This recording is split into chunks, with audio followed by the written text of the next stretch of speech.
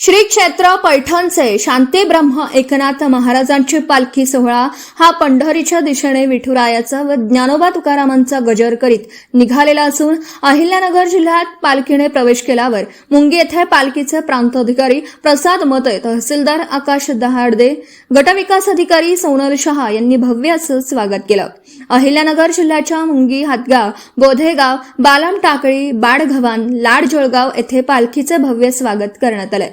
धोंगडे परिवारांकडून पायघड्या टाकून ढोल ताशांच्या व टाळ मृदुंगाच्या गजरात सबद गावातून पालखी मिरवून भाविकांनी नाथांच्या पादुकांचं मोठ्या भक्तिभावाने दर्शन घेऊन नाथ पालखीचे चालक रघुनाथ महाराजांचं स्वागत केलं।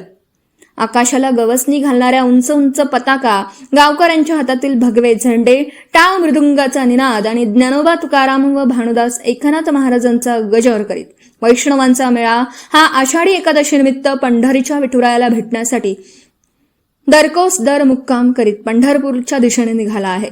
बालम टाकळी येथे पालखीसाठी पोलीस निरीक्षक मोहन बोरसे यांच्या मार्गदर्शनाखाली पोलीस उपनिरीक्षक बाजीराव सानप, पोलीस उपनिरीक्षक सतीश गवरे यांच्यासह पोलीस कर्मचारी, होमगार्ड यांनी चोख बंदोबस्त ठेवला होता।